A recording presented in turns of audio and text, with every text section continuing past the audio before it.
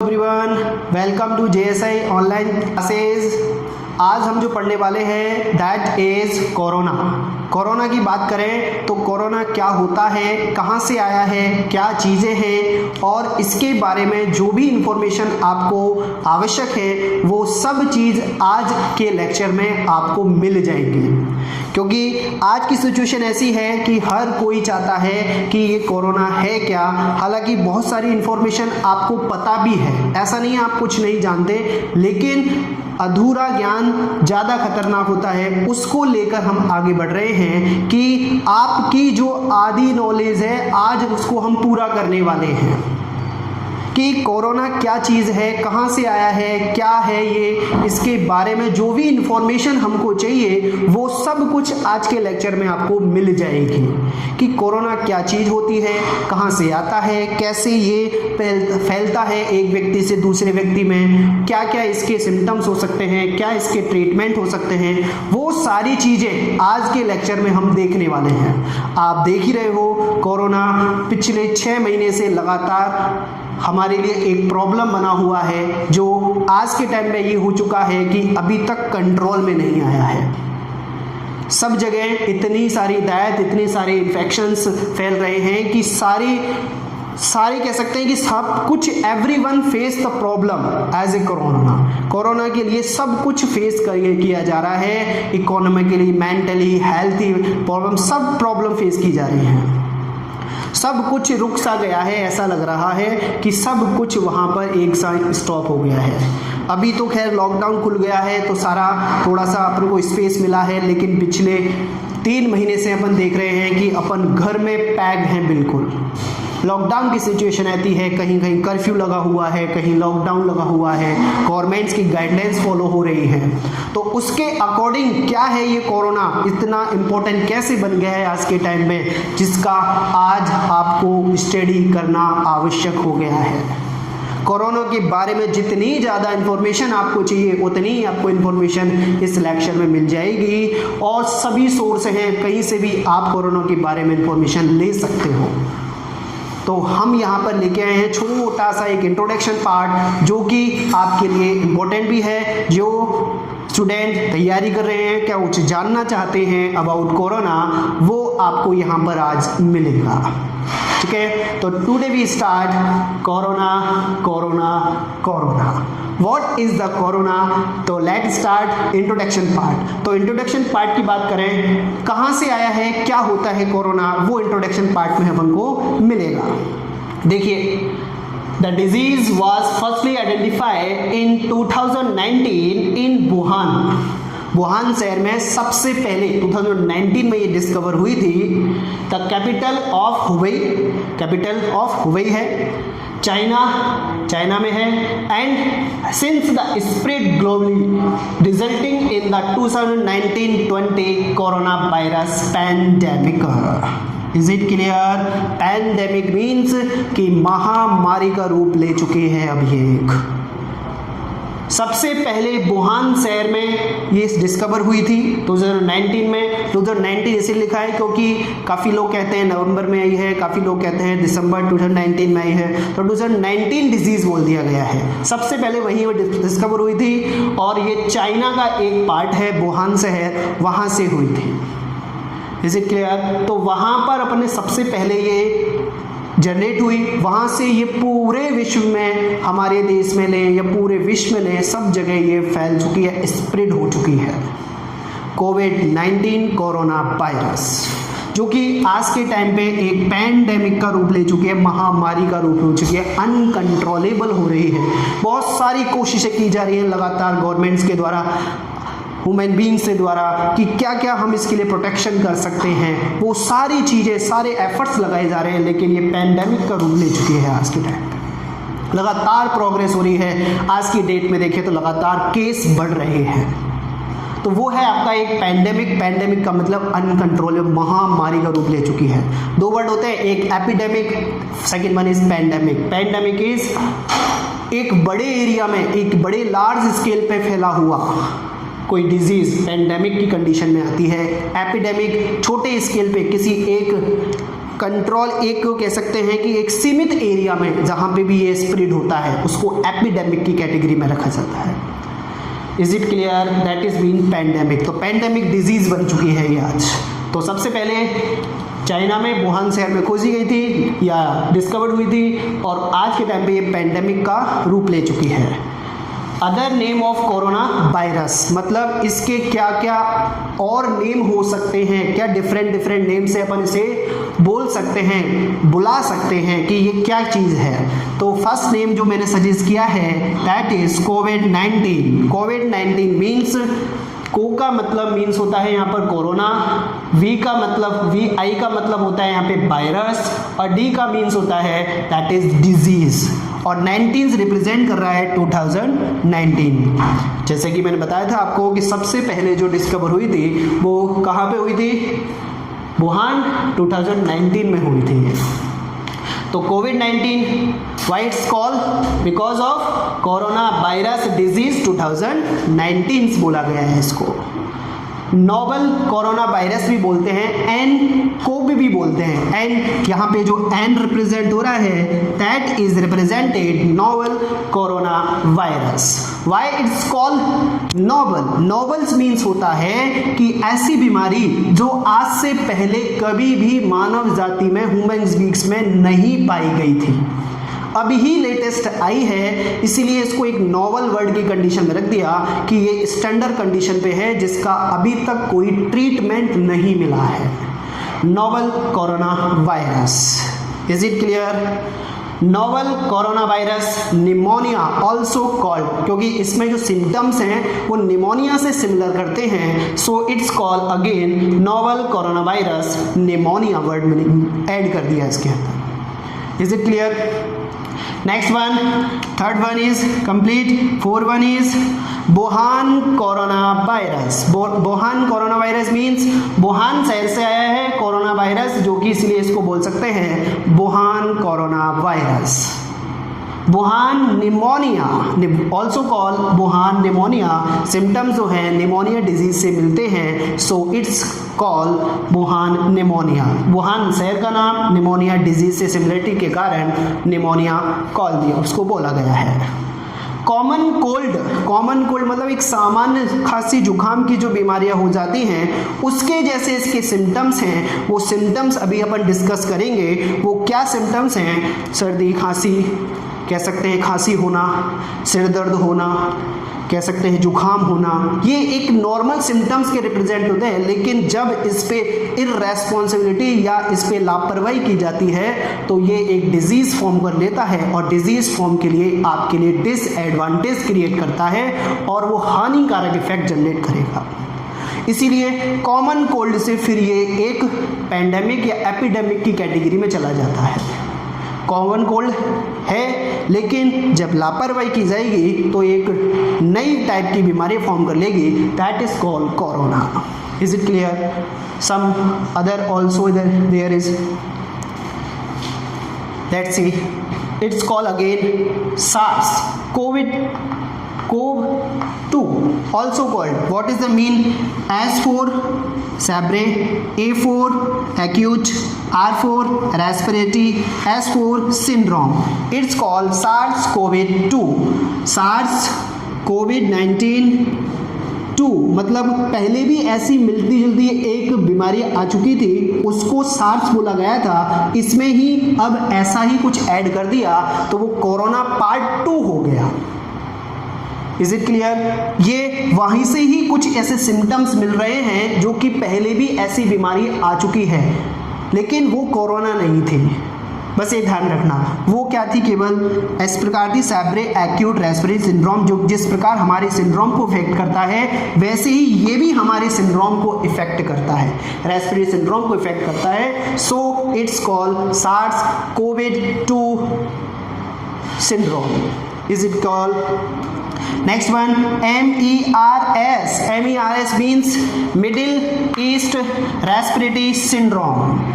इनसे भी इसको बोला जा सकता है सार्स और MERS, बिकॉज ऐसे सिम्टम्स या ऐसे मिलते जुलते कुछ कैरेक्टर इसके पहले वाली बीमारियों में भी मिलते थे, लेकिन कोविड-19 जो है, कोरोना जो है, उसका अलग ही मैटर है जो कि अभी तक कंट्रोल में नहीं आया है और अभी तक ऐसा कोई टैबलेट, कोई मेडिसिन या कोई भी ट्रीटमेंट नहीं है जो इसको कंट्रोल कर सके।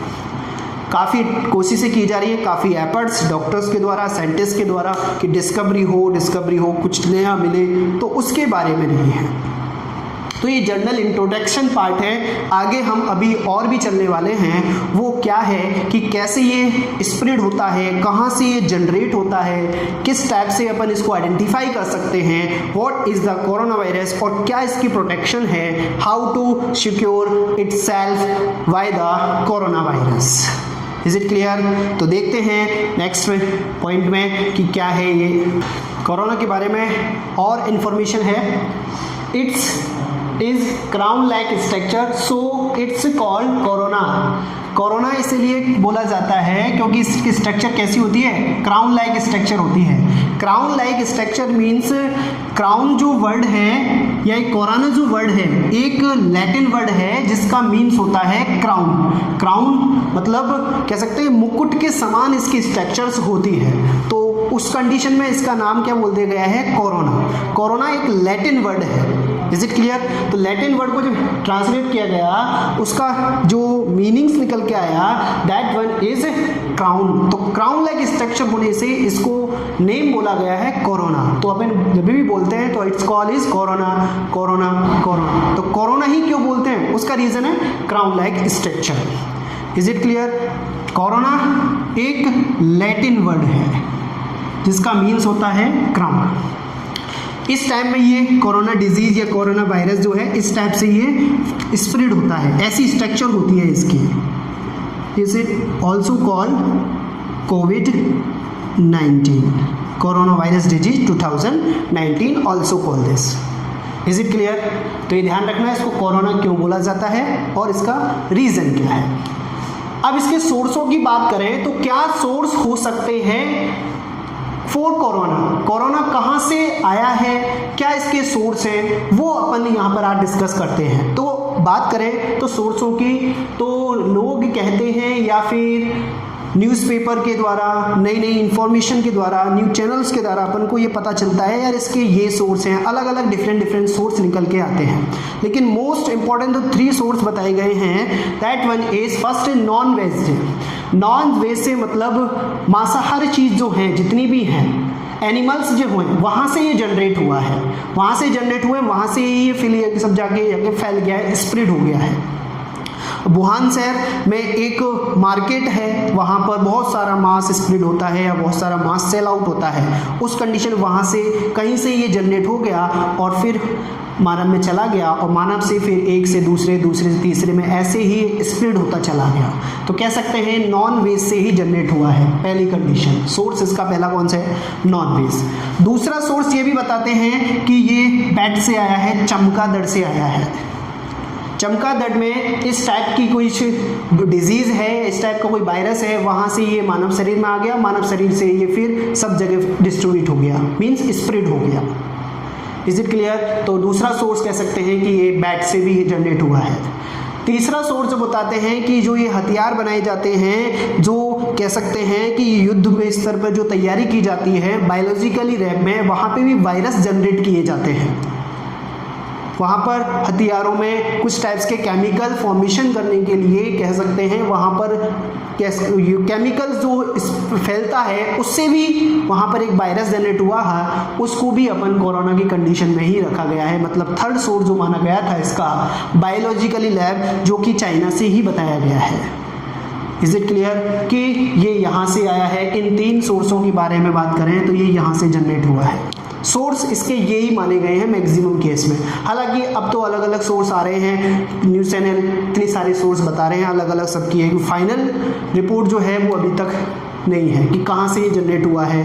एक देश दूसरे देश पे, दूसरे देश तीसरे देश पे ऐसे ब्लेम लगा रहा है एक दूसरे के साथ। ठीक है, अब ये वर्क कैसे करता है, कैसे ये स्प्रेड होता है, कहाँ से ये एक से दूसरे व्यक्ति में फैल सकता है, वो अपन देखने वाले हैं। तो हाउ टू वर्क कोविड-19, कैसे ये स्प्रेड होता है। देखो टॉयलेट, बाथरूम, डस्टफुल एरिया जितने भी होते हैं वहाँ पर कोई इन्फेक्टेड पर्सन यदि यूज़ करता है उस चीज़ को, तो वहाँ पर ये कोविड-19 का खतरा बन सकता है कि वहाँ से दूसरे व्यक्ति में ये पहुँच जाए। तभी तो कहते हैं सफाई रखो, बार बार उसको वॉश करो, हैंड वॉश करो, या बार बार कह सकते हैं कि ज़्यादा से ज़्यादा मात्रा में वाटर यूज़ करो, तो उससे क्या होगा, वो कंट्रोल में आएगा। Not properly wipe and wash hands, आप ढंग से हाथ नहीं धो रहे हो, हाथ पैर सफाई नहीं कर रहे हो, तो उसके में कह सकते हैं कि वहाँ से भी ये एक सोर्स फॉर्मेशन हो सकता है। टच डिफरेंट सर्फेसेस, डिफरेंट कोई कोविड-19 इन्फेक्टेड पर्सन कोई चीज़ को टच कर ले, उसी चीज़ को आप भी टच कर लो, तो उस कंडीशन में भी एक व्यक्ति से दूसरे व्यक्ति में भी ट्रांसफ़र हो सकता है। क्लियर, तो डिफरेंट सरफेस से भी हो सकता है। कॉन्टैक्ट इन्फेक्टेड पर्सन फेमस है, कॉन्टैक्ट इन्फेक्शन, एक व्यक्ति से दूसरे व्यक्ति के यदि संपर्क में आओगे उस कंडीशन में भी ये स्प्रेड हो सकता है, कॉन्टैक्ट इन्फेक्टेड पर्सन। कैसे वर्क करता है, firstly enter human lungs, then affected lungs area, सबसे पहले लंग्स में एंटर करेगा, उसके बाद लंग्स एरिया को क्या कर देगा, अफेक्टेड कर देगा, और वहाँ पर मल्टीपल कॉपीज फॉर्मेशन करने लग जाएगा, 1 से 2, 2 से 4, 4 से 8, ऐसे लाखों की संख्या में ये कॉपीज फॉर्मेशन कर लेता है, जिसका कंट्रोल कर पाना मुश्किल हो जाता है। फिर उसके सिम्टम्स निकल के आते हैं, और यदि ज़्यादा दिनों के बाद पता चलता है तो वो सिम्टम्स हानिकारक हो सकते हैं। Is it clear? It make it self so much copies multiple it self, मतलब बहुत सारी कॉपीज फॉर्मेशन कर लेता है अपने आप ही, किसी टाइप की कोई भी रिक्वायरमेंट नहीं है। एक बार ह्यूमन बॉडी में गया, जाने के बाद ये खुद ही अपने आप मल्टीपल कॉपी फॉर्मेशन कर लेता है, और मल्टीपल कॉपीज फॉर्मेशन करने के बाद उस व्यक्ति को अपने कमांड में, अपने कंट्रोल में ले लेता है। इसीलिए तो कहते हैं इम्यून सिस्टम स्ट्रॉन्ग होना चाहिए, जिससे अपने अंदर लड़ने की क्षमता बढ़ेगी। तो ये मल्टीपल कॉपीज जो फॉर्मेशन हो रही है उसकी वहाँ पर कह सकते हैं लिमिटेशंस हो जाएंगी। जब लिमिटेशंस हो जाएंगी तो मल्टीपल कॉपीज फॉर्मेशन नहीं होंगी और कंट्रोल में आ सकती है ये डिजीज़। अब ये इम्यून सिस्टम अपने आप को खुद ही स्ट्रॉन्ग करना पड़ेगा, ऐसा नहीं कि मार्केट में कोई ऐसी टैबलेट्स हैं जिनको हम लेकर इम्यून सिस्टम को स्ट्रॉन्ग कर सकें। Clear? It release some type of chemical then enter blood. Covid जब बहुत सारी मल्टीपल कॉपीज फॉर्मेशन कर लेता है तो एक टाइप का केमिकल रिलीज करता है, उस केमिकल के बेस पे फिर वो ब्लड में एंटर करता है, ब्लड से पूरे शरीर को इन्फेक्टेड कर देता है, पूरी बॉडी को इन्फेक्टेड कर देता है, और उस व्यक्ति को अपने कंट्रोल में कर लेता है, जिससे 100% श्योर है कि उसकी डेथ कंफर्म हो गई। लापरवाही आपकी बहुत ज़्यादा नुकसानदायक हो सकती है, इसीलिए कोविड-19 से यदि आपको बचना है उसके लिए अपने आप को ही खुद सेल्फ रूप से ही वर्क करना पड़ेगा, अपने को प्रिकॉशन रखनी पड़ेगी। प्रिकॉशन सबसे मस्ट है, सबसे ज़रूरी है, उसके बेस पे अपन आज पढ़ रहे हैं कोरोना कोरोना कोरोना। क्लियर? देख लीजिए, बायोलॉजिकली रूप से मैं आपको यहाँ पर एक्सप्लेन नहीं कर रहा हूँ, मैं इसको एक थ्योरेटिकल रूप से एक्सप्लेन कर रहा हूँ। बायोलॉजिकल रूप से भी आप चाहेंगे तो आपके लिए एक लेक्चर फिर से बना देंगे कि हमारी बॉडी के अंदर ये किस टाइप से वर्क करता है और किस टाइप से वहाँ पर ये जनरेट होता है, लंग्स के अंदर, ब्लड्स के अंदर कैसे कॉपीज फॉर्मेशन करता है, उसका भी एक लेक्चर फॉर्मेशन हम कर देंगे। क्लियर? तो जो भी नोट्स फॉर्मेशन कर रहा है तो वो जो भी बोर्ड पे लिखा हुआ है उसको एज इट इज बोर्ड पे इसीलिए बताया जा रहा है कि जो स्टूडेंट नोट्स फॉर्मेशन कर रहे हैं तैयारी के लिए या अपनी इंफॉर्मेशन के लिए, तो वो बोर्ड से नोट्स बना सकें। देख लो एक बार, सिम्टम्स की बात करें तो कोरोना के क्या सिम्टम्स हो सकते हैं, पॉइंट वाइज देखते हैं, जिससे हम आइडेंटिफाई कर सकते हैं कि कैसे हमको पता चले कि क्या हमको कोरोना है या किसी अदर पर्सन को कोरोना है, उसके सिम्टम्स क्या हो सकते हैं जिससे हम उसका टेस्ट करा सकें या उसका ट्रीटमेंट करा सकें। तो सिम्टम्स क्या है सुने पॉइंट वाइज। ड्राई कफ, सूखी खांसी जो होती है उसको ड्राई कफ की कैटेगरी में रखा जाता है। यदि ज़्यादा मात्रा में या ज़्यादा क्वांटिटी में वो ड्राई कफ का पेशेंट है तो उस कंडीशन में वो एक सिम्टम्स हो जाएगा कोरोना के लिए। फीवर हो सकता है, बुखार की कैटेगरी को भी इसमें किया है। टायर्डनेस, कमज़ोरी आना हाथ पैरों में, कह सकते हैं आलस आना, टायर्डनेस भी हो सकता है एक प्रकार का सिम्टम्स। डिफ़िकल्टी ब्रीथिंग का मीन्स होता है कि सांस लेने में परेशानी होना, क्योंकि जब ये मल्टीपल कॉपी फॉर्मेशन कर लेता है तो उस ह्यूमन बॉडी के लंग्स को अपने कंट्रोल में कर लेता है। जब अपने कंट्रोल में इसने कर लिया तो वेल नोन है कि वहाँ पर उस ह्यूमन बींग्स को या उस मानव को, उस मनुष्य को सांस लेने में बहुत प्रॉब्लम आने वाली है, जिससे मौत भी हो सकती है। बॉडी टेम्परेचर हाई, देखा होगा आपने कि जहाँ भी आप जाते हो, एयरपोर्ट एरिया पे या मॉल्स में जाते हो या कहीं भी हॉस्पिटल में जाते हो या कहीं भी किसी टाइप्स के लिए, तो वो थर्मामीटर सा रखते हैं हाथ में और उससे टेम्परेचर नोट करते हैं। क्यों? क्योंकि टेम्परेचर नॉर्मल बॉडी टेम्परेचर से ज़्यादा टेम्परेचर हो जाता है। उस कंडीशन में कह सकते हैं कि इसका एक सिम्टम हो गया बॉडी टेम्परेचर हाई होना, बॉडी टेम्परेचर ज़्यादा हो जाएगा। 37 डिग्री होता है बॉडी टेम्परेचर, एक मानव का नॉर्मल वे में 37 डिग्री होता है। यदि वो हाई हो रहा है उस कंडीशन में हम कह सकते हैं कि वो सिम्टम्स हो जाएगा कोरोना के लिए। हेडेक प्रॉब्लम, सिर दर्द हो सकता है। स्लाइटली रनी नोज, मतलब बहती हुई नाक दिखाई देगी। बहती हुई नाक जुखाम का एक कह सकते हैं कि यहाँ पर कि जुखाम की भी प्रॉब्लम्स हो सकती हैं आपको। किडनी प्रॉब्लम्स, यदि आपके ये मल्टीपल कॉपी फॉर्मेशन कर लेता है, ज़्यादा अमाउंट में फैल जाता है तो वहाँ पर आपकी किडनी और लंग्स को भी ये इफ़ेक्ट करेगा और किडनी प्रॉब्लम और लंग प्रॉब्लम्स मेजर इफ़ेक्ट लेके आएंगी, जिससे बॉडी डैमेज हो जाएगी, बॉडी पर इफ़ेक्ट होगा। इन चीज़ों को अपन कंट्रोल कर सकते हैं यदि समय रहते पता चल जाए तो, लेकिन इनका कंट्रोल कर पाना इम्पॉसिबल हो जाएगा। इस कंडीशन में वहाँ पर डेथ का कारण बन जाएगा, उस व्यक्ति की मृत्यु निश्चित है फॉर कोरोना। ठीक है, why the corona. Corona test कौन कौन से हैं जिससे अपन आइडेंटिफाई करते हैं? एक टेस्ट जो फेमस चल रहा है वो है PCR test. PCR means polymerase chain reaction, जो मल्टीपल कॉपी फॉर्मेशन हो रही है उस फॉर्मेशन का पता लगाना कि यार ये लगातार कैसे फॉर्मेशन हो रही है, उसके लिए एक टेस्ट किया जाता है polymerase chain reactions. Swab test आज चल रहा है, एट प्रेजेंट टाइम में जो टेस्ट चल रहा है वो स्वैब टेस्ट है। स्वैब टेस्ट क्या होता है? आपके गले या आपके नाक में से सैंपल कलेक्ट किया जाता है, उस सैंपल से फिर फाइंड आउट किया जाता है क्या इस व्यक्ति को वहाँ पर कोई कोरोना की सिम्टम्स हैं या कोई कोरोना डिजीज़ है या नहीं, उसको बोलते हैं स्वैब टेस्ट। नेसल टेस्ट भी आता है, नेसल टेस्ट भी इसी टाइप से है, लेकिन नेसल टेस्ट में क्या किया जाता है, नोज भी एरिया में कुछ केमिकल पहले एंटर किया जाता है, उसके बाद फिर सैंपल लेते हैं और सैंपल लेके फिर उसमें आइडेंटिफाई किया जाता है कि इस व्यक्ति को कोरोना है या नहीं, वो पता लगाता है आपको नेसल टेस्ट हो सकते हैं। ब्लड टेस्ट सब जानते ही हैं, इन्फेक्टेड पर्सन जो भी है वो इन्फेक्टेड पर्सन का ब्लड सैंपल कलेक्ट करते हैं, उसके बाद उसका टेस्ट होता है और टेस्ट करके फाइंड आउट करते हैं कि this person is infected by the covid corona virus disease. Clear? तो ये कुछ सिम्टम्स और ये इसके कुछ टेस्टेज हैं जिनसे अपन आइडेंटिफिकेशन ले सकते हैं, आइडेंटिफाई कर सकते हैं कि ये कोरोना से इन्फेक्टेड है। तो आप यदि इनसे डिस्टेंस मेंटेन करोगे तो हो सकता है ये सिम्टम्स आप में जनरेट नहीं हो।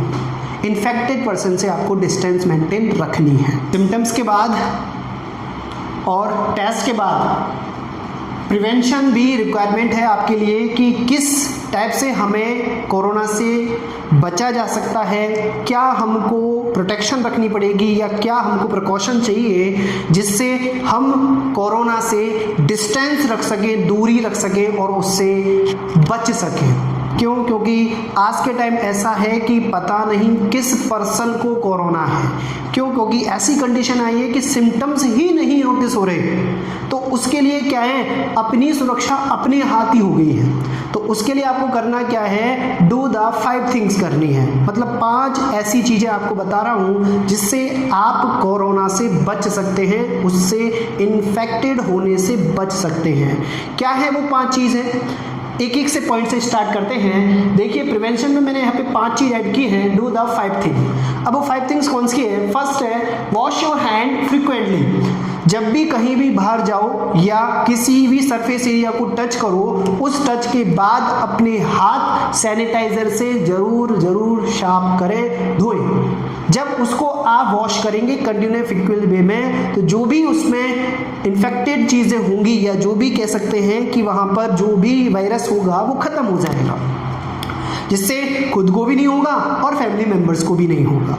तो उसके लिए क्या करना है, वॉश योर हैंड फ्रिक्वेंटली, लगातार हाथ धोते रहता है, आफ्टर एंड आफ्टर, बार बार कह सकते हैं अपन। Is it clear?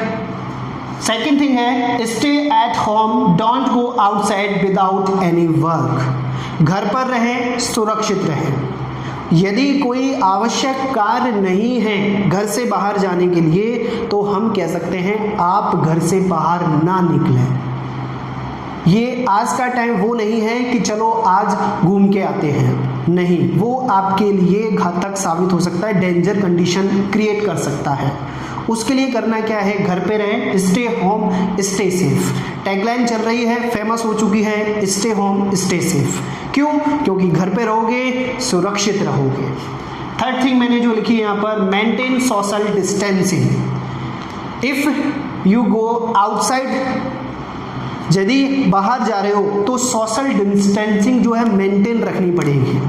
मेंटेन रखो, जिससे क्या होगा कि डिस्टेंस मेंटेन रहेगी तो वायरस आपके पास नहीं आ पाएगा। ठीक है ना? एक कह सकते हैं कि आप जब भी बाहर निकल रहे हो तो वायरस को आप लेने जा रहे हो अपने घर के लिए, इसलिए स्टे सेफ स्टे होम। तो उस कंडीशन में क्या होगा, मेंटेन सोशल डिस्टेंसिंग। यदि ऐसी कोई नीड है कि अब तो निकलना ही पड़ेगा, तो उस कंडीशन में मेंटेन करनी पड़ेगी आपको सोशल डिस्टेंसिंग। नंबर 4 पे है avoid touching eyes, nose and your mouth if you infected. यदि आप इन्फेक्टेड हो गए हो तो अपने नाक, अपने मुंह, अपनी आँख, इनको टच करने से बार बार बचें। क्यों? क्योंकि ये एंटर जो हो रहा है इन्हीं एरियाओं से हो रहा है, नोज से हो रहा है, आइज से हो रहा है, माउथ से हो रहा है। तो जब इनको बार बार टच करोगे तो हाथ में जो भी वायरस है वो आपके शरीर में एंटर कर जाएगा। तो इनसे क्या हो, आप बार बार टच करने से बचें। नेक्स्ट है cover your mouth by the mask. Mask के द्वारा जब भी बाहर निकलो तो मास्क के बिना नहीं निकलना है। आज के टाइम पे मास्क एक फैशन बन चुका है, तो उस फैशन को आप अप्लाई करें अपने ऊपर। डिफरेंट टाइप के मास्क मिल रहे हैं तो यूज़ करो ना। क्यों? क्योंकि सबसे इंपॉर्टेंट थिंग है cover your mouth by the mask. जब मास्क यूज़ करेंगे तो हम अपने हैंड के द्वारा डायरेक्ट माउथ को टच नहीं कर पाएंगे। उस कंडीशन में होगा क्या, वायरस हमारे मुंह में एंटर नहीं हो पाएगा। और जो भी इन्फेक्टेड पर्सन है उसको ये एनी केस में या बाय द उसको है वायरस, तो वो भी हमारे पास नहीं आ पाएगा।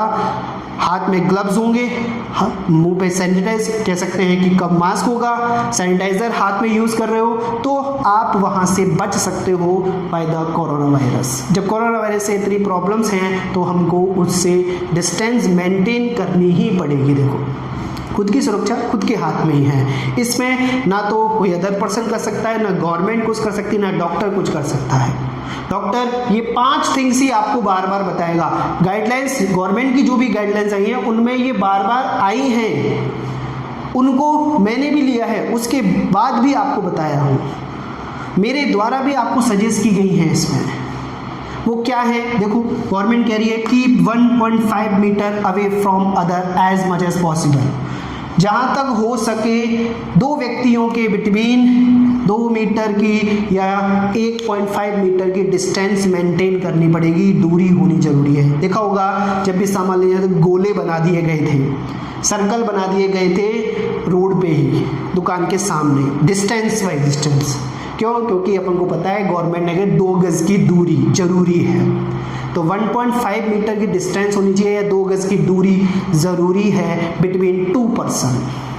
Next, avoid shaking hand, kissing and hugging others, मतलब किसी से हाथ मिलाना और गले लगना बिल्कुल बंद कर देना चाहिए, अवॉइड करना है। मतलब ऐसा नहीं कि मार्केट गए, हाय हेलो बोले और कोरोना को साथ में ले आए आप, उससे प्रॉब्लम आपको ही होगी।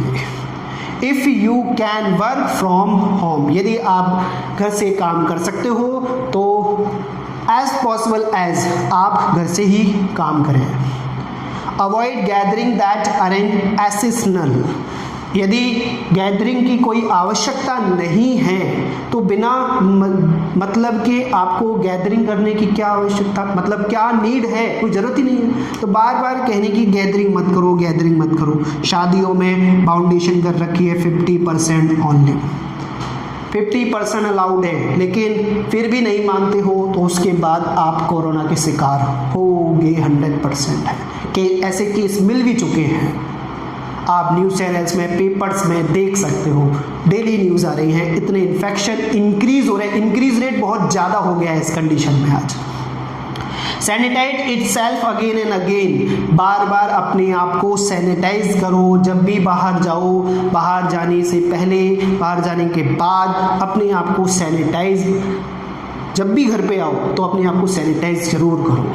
सैनिटाइज करोगे, वायरस से डिस्टेंस रखोगे, दूर करोगे, घर के बाहर ही छोड़ दो आओ उसको, क्योंकि घर में लेके आओगे, घर में जितने भी पर्सन हैं सबको वो इफेक्ट करेगा तो आपको वो कोरोना से कह सकते हैं कि वहाँ आपको वो संक्रमित कर देगा। तो ये कुछ 5 थिंग के साथ साथ कुछ इम्पोर्टेंट भी बताई हैं, इसके लिए आप देख सकते हो और लिख भी सकते हो। 2 गज की दूरी आप यहाँ पर यूज सकते हो, 1.5 मीटर की प्लेस पे 2 गज की दूरी है। तो प्रिवेंशन के बाद मेडिसिन जो है वो कौन सी मेडिसिन रिक्वायर्ड रहेगी फॉर कोरोना, हालांकि अभी तक कोई भी मेडिसिन फाइनल नहीं हुई है कि इससे ट्रीटमेंट किया जा सके, पॉसिबल ही नहीं हुआ है अभी तक, और फाइनलाइज भी नहीं की गई है ICMR के द्वारा भी या WHO के द्वारा भी कोई भी सजेस्ट नहीं की गई है कोरोना के बेस पे, लेकिन कुछ सजेस्ट किए जा रही हैं, उनको अपन यहाँ पर इंट्रोड्यूस कर रहे हैं कि वो कौन सी हो सकती हैं, वो मेडिसिन्स कौन सी हैं, उनके बारे में क्या इन्फॉर्मेशन मिल सकती है कि इनको भी सजेस्ट किया गया था लेकिन बाद में ये सब कैंसिल हो गई थी।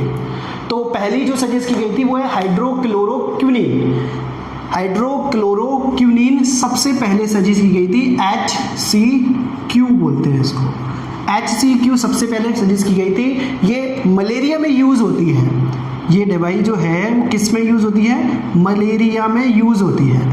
तो मलेरिया की कंडीशन में उससे जैसे सिम्टम्स हैं बुखार, सिर दर्द, हाथ पैरों में कमज़ोरी आना या टायर्डनेस आना, तो उसके बेस पे इसको भी यूज़ किया गया था, जिसका फॉर्मूला क्या है हाइड्रोक्लोरोक्विनीन का या HCQ का, C18H26Cl N3O। It is molecular formula for HCQ हाइड्रोक्लोरोक्विनीन।